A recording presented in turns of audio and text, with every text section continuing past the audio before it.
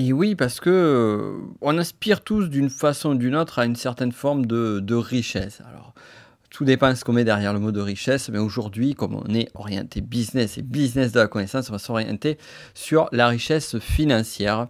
Et on va voir ensemble sur cet épisode l'obstacle numéro un à ta richesse et aux différents paliers qui vont te permettre de générer plus de chiffre d'affaires, plus de bénéfices avec ton activité. On va aussi parler de culture, de différentes cultures de pays. Bienvenue à toi sur le podcast Business de la connaissance. Je suis Nico Pen, c'est un plaisir, c'est toujours un plaisir de te retrouver et on va apprendre, comme d'hab, je vais t'apprendre à transformer tes connaissances en or et pourquoi pas créer ton empire. Et pour cela, on va déjà commencer avec la pensée du jour que j'ai formulée il y a quelques jours de cela. Alors tu ne le sais peut-être pas, ça fait une dizaine de jours déjà que je suis au Chili. Donc si tu me suis sur Instagram, nico.pen, eh bien je diffuse pas mal de choses, un petit peu l'envers du décor. Et donc là je suis au Chili pour un petit peu moins de 2 mois, ce qui est déjà superbe. Et donc, bon, c'est pas la première fois que je travaille d'un autre pays, donc ça, j'ai déjà vécu cette expérience-là qui est très très chouette. Je pourrais t'en reparler d'ailleurs, ça pourrait être le sujet d'un podcast, puisque il y a pas mal de choses que l'on ne voit pas quand on travaille sur le web, et notamment lorsqu'on se déplace. Il y a quand même des sujets. Mais bon, c'est pas le sujet du jour. Le sujet du jour et la pensée du jour, c'est surtout le coût de la vie. Pourquoi? Parce que en fait, ce que l'on il y a souvent et je pense que je faisais partie de ces personnes-là, c'est que le Chili, on a tendance à l'associer à pas mal de pays d'Amérique du Sud et on se dit que finalement le coût de la vie est assez bas. Et en fait, on se trompe complètement. C'est-à-dire que le coût de la vie, il est, de l'ordre d'un pays européen comme l'Espagne par exemple, on va être sur ces coûts de vie. Et même les loyers en tant que tels, tu vois par exemple un loyer à Santiago, ce que je disais sur Insta il y a quelques jours, et bien sur un loyer à Santiago, on va se retrouver sur un loyer entre une ville telle Lyon et Paris. Alors pas forcément des loyers aussi chers que Paris, d'ailleurs c'est difficile de faire plus que Paris, il y a quelques rares villes qui le font, mais tu comprends l'idée. Et ce qui m'a surpris, c'est qu'au-delà du coût de la vie, ou du coût de l'alimentation, du coût du logement, eh bien, il y a des prestations de services. Les prestations de services ne sont pas forcément très onéreuses. Et je trouve qu'une prestation, par exemple, si tu fais appel ne serait-ce qu'à un serrurier ou quelqu'un qui vient bricoler, eh bien, tu auras un coût qui sera peut-être 2 fois moins cher que celui que tu vas avoir en France. On a aussi phénomène à ce qui m'a fait un petit peu bizarre la première fois quand j'étais venu l'année dernière, c'est que sur les stations à essence, eh bien, tu retrouves des personnes, les fameux pompistes qui te font le plein pour toi, chose qui existait en France il y a environ 25 ans. Donc, tout ça pour dire que finalement le service marche énormément, mais en même temps, force est de constater que c'est pas super bien payé. Alors aussi, à voir que les charges sont peut-être moins, enfin c'est même sûr, sont moins fortes qu'en France. Mais quand même, tu te dis, finalement, une personne qui vit à Santiago, qui fait un petit job comme ça, mais comment fait-elle pour vivre et pour vivre décemment? Surtout si elle entretient une famille et autres. Et c'est là où en vient la pensée du jour, c'est comment font-ils alors que nous en France, on est quand même assez privilégié, j'ai envie de dire, puisqu'on a pas mal d'aides. Et le mot-clé qui m'est venu et qui m'a été confirmé, c'est la débrouille. La débrouille. Dans le sens où les personnes arrivent à trouver des solutions, arrivent à se débrouiller et même à s'entraider. Et cette notion d'entraide, elle est très très forte. Et je ne sais pas si, alors ça dépend des milieux, ça dépend des sphères sociales et autres, mais je crois qu'on l'a un petit peu, peut-être un petit peu oublié en France. Et je me rappelle au tout début où j'avais commencé en tant qu'entrepreneur, avec quelques amis, on s'était fédérés, donc plusieurs entrepreneurs ensemble, puis avec d'autres amis. Et en fait, on a toujours fait, depuis le départ, des... comment dire? On a toujours fait en sorte de s'entraider. On a toujours fait en sorte de s'entraider. Genre par exemple, il y en avait un qui galérait parce qu'il ne savait pas se faire son site internet, eh bien l'autre lui faisait son site internet et en échange, il l'aidait sur une autre chose.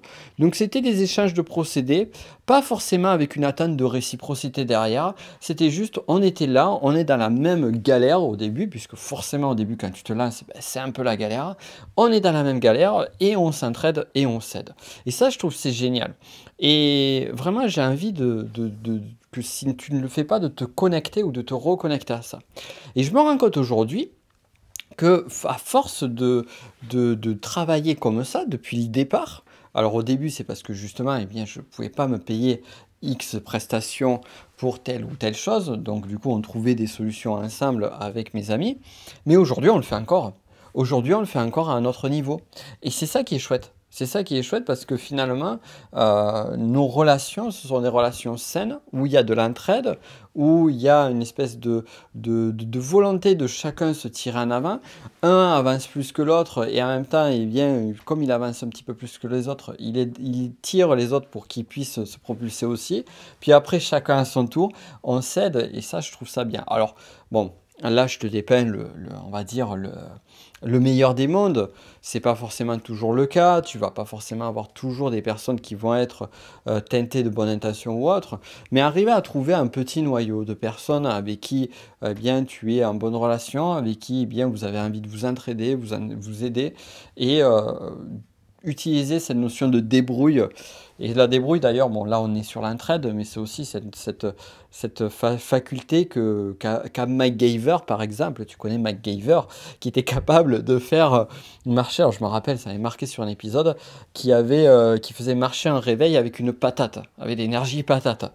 Et c'est ça aussi, c'est savoir faire le MacGyver de temps en temps. Alors, toujours faire la part des choses là aussi, mais parfois je trouve que ça a du bon de pouvoir bricoler avec quelques ficelles des choses qui d'un point de vue extérieur ont l'air exceptionnelles alors que finalement ça a été très simple à réaliser. Et ça c'est de l'astuce, c'est une forme d'intelligence que j'aime beaucoup et que je te recommande vraiment à mettre en place toi aussi, faire de la débrouille.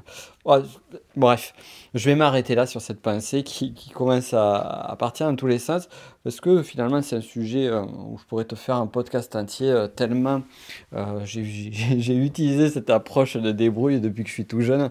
Donc je pourrais te donner plein de conseils là-dessus. Je te donne une petite parenthèse très drôle. Quand j'étais un petit peu plus jeune, je voulais absolument une table de mixage pour faire un petit peu des mix avec des cassettes audio. Et en fait, comme j'avais pas ça, j'avais acheté des câbles et j'avais réussi à trouver un système avec deux baladeurs Walkman avec une chaîne hi-fi pour faire un principe de table de mixage. Donc ça, c'était la petite anecdote parmi tant d'autres. Mais c'est intéressant de voir que finalement, on trouve toujours des solutions, même lorsqu'on n'a pas ce que l'on souhaite avoir. Et finalement, c'est une façon de penser qui nous amène à autre chose, qui est la question du jour. Et la question du jour, c'est l'obstacle numéro 1 qui t'empêche d'être riche. Ou en d'autres termes, l'obstacle numéro 1 qui t'empêche de faire de l'argent. Parce que oui, j'ai mis riche parce que je sais que ça marche bien de marquer richesse. Et peut-être que si j'avais mis juste argent, eh bien, tu n'aurais pas suivi ce podcast ou tu n'aurais pas pris le temps de l'écouter. Donc voilà, ça fait partie du jeu aussi, comme on dit. Bon, moi, je suis transparent, je te le dis, en toute transparence. Donc, du coup, qu'est-ce qui bloque? Mais c'est ça aussi, qu'est-ce qui bloque ta richesse à toi? Qu'est-ce qui bloque ta façon de faire de l'argent? Eh bien, on pourrait voir différentes choses. Déjà, ce qu'on se rend compte, c'est que une action que l'on va faire, eh bien, lorsqu'on l'a fait la première fois, elle est difficile. Et au fur et à mesure que l'on fait, elle est facile. Tu vois, par exemple, si aujourd'hui je fais, voilà, si tu me demandes là maintenant, tu me dis, ben voilà, tu dois vendre cette formation-là et tu dois faire une vidéo de vente, tu as 1 heure pour la faire. Eh bien, en moins d'1 heure, je te ferai la vidéo de vente et elle sera qualitative. Par contre, tu m'aurais demandé ça il y a 5 ans en arrière, eh bien, il m'aurait fallu une demi-journée pour faire une vidéo de vente qui soit beaucoup moins qualitative que ce qu'elle est aujourd'hui. En d'autres termes, je travaille plus vite, je travaille plus facilement et aussi le retour sur investissement est meilleur parce que j'ai acquis cette expérience-là. J'aime bien le mettre en parallèle avec des domaines que je connais, donc comme par exemple sur le sport, ou tout particulièrement le skateboard. Eh bien, une figure, au début, la première fois que tu l'as fait, mais tu n'y arrives pas. Puis après, petit à petit, tu y arrives une fois sur 100, puis après une fois sur 10, assez maladroitement. Puis après, tu la réalises à tous les coups. Et puis à force de la faire, eh bien, tu la réalises tous les coups, mais de plus en plus proprement, de plus en plus professionnellement. Donc la pratique aide. Cependant, c'est pas ça l'obstacle à la richesse. Il n'est pas là. Il n'est pas sur la pratique en tant que telle. Non, il est sur ce qui vient avant la pratique. Donc la pratique, c'est simple en fait. C'est pas vraiment un obstacle. C'est juste tu t'entraînes, tu t'entraînes, tu t'entraînes, tu fais, et au bout d'un moment, ça va payer. L'obstacle, il est en amont. C'est que avant la pratique, il y a une prise de décision. Avant le passage à l'action, il y a une pensée. Et c'est ici que vient se loger l'obstacle numéro un à la richesse. Et l'obstacle numéro un à la richesse, quel est-il? Eh bien, tout simplement, c'est la notion de se dire que ce n'est pas possible. Ce que je me rends compte, tu vois, je regarde beaucoup les différentes réussites ou les différents échecs. Je regarde aussi énormément les échecs et je fais beaucoup de comparaisons. Tu vois, la psychologie humaine me fascine et de voir vraiment qu'est-ce qui différencie un tel d'un tel. Qu'est-ce qui différencie deux personnes qui ont les mêmes compétences, qui ont les mêmes aptitudes et qui va faire qu'une va surperformer et l'autre pas. De même, est-ce qu'il n'y a pas une composante essentielle que l'on va retrouver aussi bien dans une discipline qu'une autre qu'une autre? Par exemple, est-ce que dans le domaine de l'investissement, dans le domaine sportif, dans le domaine de la formation en ligne, dans le domaine du, je sais pas, du jardinage par exemple, est-ce qu'il n'y a pas une composante commune qui fait que, eh bien, certains vont galérer et d'autres vont s'enrichir? Eh bien oui, il y en a une composante commune. Et c'est celle des blocages inconscients. C'est celle des croyances. De la croyance de ce qui est possible ou pas. C'est-à-dire que, comme je te disais, par exemple sur une page de vente, faire une page de vente de telle ou telle chose, mais ça va être plus facile pour moi à faire aujourd'hui que ça ne l'était il y a 5 ans en arrière. Mais aussi au-delà de ça, si on regarde, créer et vendre une formation en ligne, ne serait-ce qu'à un tarif de 400 euros, tu vois, de 397, si on prend la dernière, la formation, la dernière que j'ai sortie en date qui était votre audience, eh bien, aujourd'hui, c'est pas compliqué pour moi. J'ai juste à créer ma page de vente, en fait, j'ai juste à faire les choses. Alors qu'il y a quelques années en arrière, mais pour moi, même psychologiquement, je n'étais pas capable je me sentais pas à l'aise à l'idée de proposer un produit, quel qu'il soit, à ce tarif-là. Donc du coup, même à travail équivalent, j'allais proposer des produits un petit peu plus bas. Et même au-delà de ça, j'allais faire des choses qui n'allaient pas dans ce sens-là. Alors la croyance, c'est une croyance aussi en termes de prix. Ça ne veut pas dire qu'on va vendre tout et n'importe quoi à n'importe quel prix, mais c'est le simple fait de se dire que c'est possible. C'est possible. Et bien souvent, nos limitations sont liées à vraiment ce que l'on se croit, ce que l'on a déjà réalisé, ce que l'on a vu autour de soi. Si par exemple, tu mets une personne qui est dans un lieu et un milieu donné où elle voit autour d'elle eh bien, plein de personnes qui font beaucoup d'argent et qu'elle les voit justement, qu'elle les entend, eh bien cette personne-là sera beaucoup plus apte à faire elle-même beaucoup d'argent que si elle était dans un milieu beaucoup plus modeste où, par exemple, l'argent était un blocage, l'argent était un problème. Moi, tu vois, par exemple, je viens d'un milieu, je viens d'une famille où la relation à l'argent est très problématique. Et ça fait des années que je me soigne là-dessus, justement. Et à chaque fois que je me suis soigné sur un de ces points particuliers, à chaque fois que j'ai dépassé quelque chose, eh bien, étrangement, j'ai augmenté mon chiffre d'affaires. Et en fait, ce qui est drôle, c'est que ça s'est fait par palier. C'est-à-dire que je faisais un premier palier, et ce premier palier, eh bien, je l'avais, ça progressait, mais très faiblement, pendant 1 an, 2 ans, 3 ans, puis presque, mais comme ça, un claquement de doigts du jour au lendemain, eh bien, je passe au palier d'après. Et j'avais très peur de revenir au point de départ. Et en fait, mais d'un mois à l'autre, je passe au palier d'après. Et le mois d'après se confirme. Et le mois encore après se confirme. Et ainsi de suite. Puis, au bout d'un an et demi, paf, je fais un autre palier, je stagne plus ou moins pendant un an et demi sur un palier qui était déjà sympa, et paf, je bascule sur un nouveau palier. Et en fait, à chaque fois que je basculais sur un palier, c'est pas parce que j'avais découvert, et c'est ça aussi qu'on se dit, ah, mais tu as découvert le truc magique, tu as découvert la formule, c'est peut-être parce que tu as passé un palier, parce que en fait, les publicités Facebook, eh ben, tu as réussi à les faire, ou tu as réussi à faire un palier parce que tu as trouvé le mode de lancement de formation qui marche. Non. Enfin, oui et non. C'est-à-dire que ça, c'est juste un point particulier. C'est que, en fait, les paliers, je les ai passés parce que mon mode de pensée, à un moment donné, a basculé. Il a basculé sur une autre façon de voir les choses. Et une façon de voir les choses qui fait que finalement, eh bien, tu vas plus revenir en arrière parce que ta perspective, ta perception, ton paradigme a évolué. Et c'est ça que les croyances peuvent t'amener. Le fait de dépasser ces croyances-là. Et on ne se rend pas compte, mais c'est super fort. Et en fait, bien souvent, quand je vais voir des personnes qui sont débutantes ou qui commencent, elles m'ont dit, ah, ou même des personnes qui sont là depuis quelques années, mais qui justement n'arrivent pas à véritablement décoller, se disent, bon, ben, il faut que je me mette à la publicité. C'est souvent la publicité, j'entends souvent le mot depuis 1 ou 2 ans, la publicité Facebook.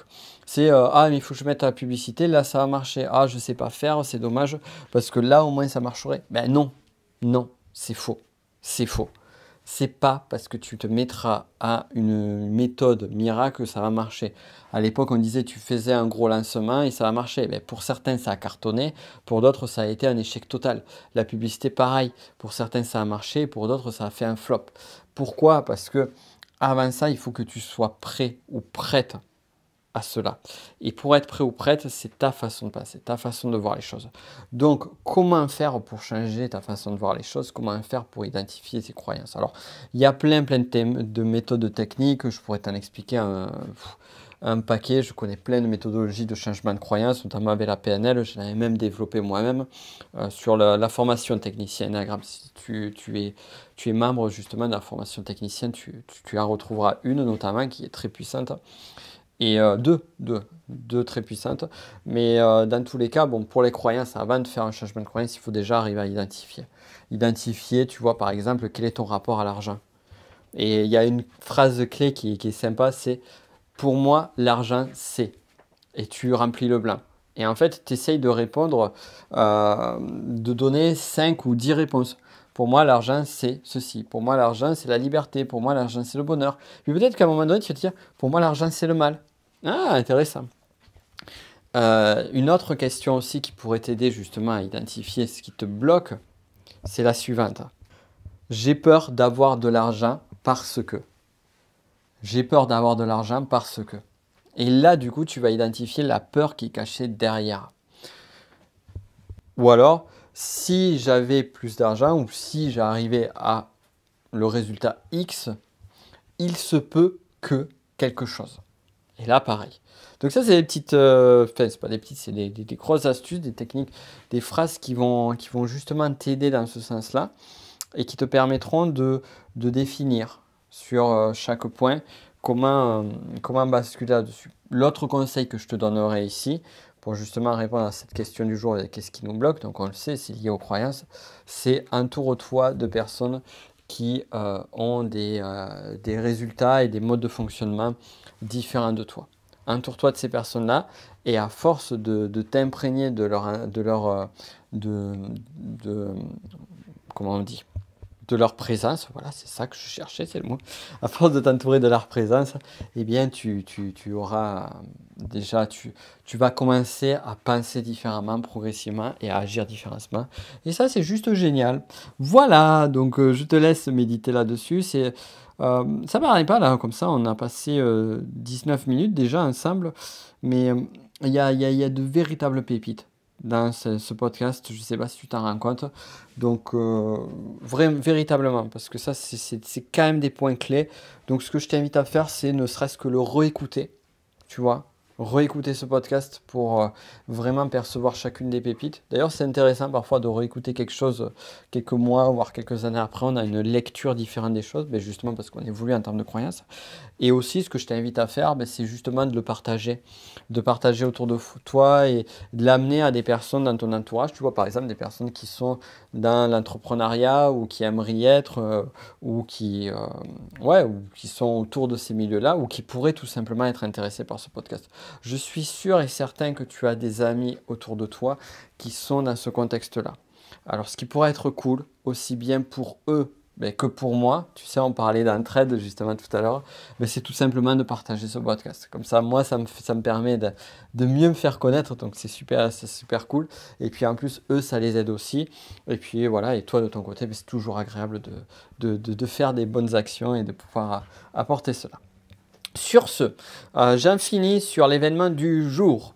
L'événement du jour, donc c'est pas la formation du jour, mais l'événement du jour. On avait parlé de la formation de Clément Bergon la semaine dernière. Là, on parle de l'événement du jour. Eh bien, l'événement du jour, c'est l'événement Game Entrepreneur. Le Game Entrepreneur Live qu'organise Johan Yangting, qui est un gars juste exceptionnel. Et donc, cet événement-là va se passer le 7, 8 et 9 juin à Paris. Donc voilà, il y a 2 jours avec des conférenciers, avec différents conférenciers dont je ferai partie. Et le dimanche, il y a une partie mastermind pour ça. Tout le monde ne choisira pas forcément les 3 jours, mais peut-être que les 3 jours t'intéresseront. En tout cas, bref, je t'invite à regarder ça. Tu as le lien juste en dessous. C'est donc Game Entrepreneur Live. Et sur cet événement, eh bien moi j'interviendrai, donc je ferai une conférence sur laquelle je te parlerai de l'audience, de comment acquérir de l'audience, même si tu pars de zéro.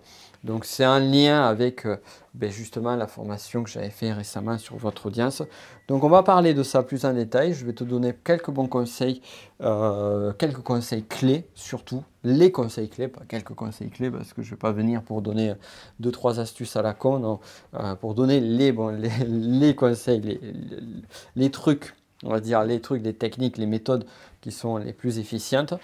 Et aussi, c'est ça que j'aime beaucoup sur cet événement-là, qui sera le premier peut-être d'une grande série, je le souhaite pour Johan, parce que il met beaucoup d'énergie et ça va vraiment être top. C'est que c'est un événement qui ne sera pas juste motivationnel, inspirationnel, comme on peut en avoir pas mal, mais en plus, il sera orienté mise en action. Il sera orienté pédagogie, il sera orienté sur le faire. C'est-à-dire que tu vas avoir de la motivation, mais tu vas avoir aussi beaucoup de pépites qui te permettront juste de ne pas sortir de là en te disant ouais super, c'est génial, je suis trop content, je vais faire plein de choses. Et puis au final, tu arrives le lundi ou le mardi, tu dis bon, mais qu'est-ce que je fais maintenant? Et puis le mercredi, tu as oublié l'événement. Donc là, tu vas partir avec ton carnet qui sera rempli d'idées et de techniques à mettre en application. Et ça va être juste cool. Voilà, donc je voulais te parler de ça, le 7, 8, 9 juin. Comme tu le sais peut-être, moi je ne vais pas faire beaucoup d'événements cette année. L'année dernière non plus, je n'en ai pas fait énormément. Donc pour l'instant, j'ai que 2 événements prévus cette année. Et c'est le seul aujourd'hui qui est pour l'instant qui est à Paris. Donc si tu as envie qu'on se voit, qu'on passe du temps ensemble, qu'on échange, eh bien ça sera le 7, le 8 et le 9 juin à Paris. D'ici là, je te souhaite le meilleur. Pense encore une fois à partager ce podcast autour de toi et à inviter les gens à s'abonner sur le podcast pour qu'ils puissent découvrir plein de pépites. Et quant à nous, on se retrouve lundi pour une nouvelle interview. Et ça sera l'interview de Morgane Février qui va nous donner qui va nous témoigner d'un parcours qui est super inspirant. Donc, on verra tout cela plus en détail. D'ici là, je te souhaite le meilleur. Je te souhaite une excellente journée et à très vite.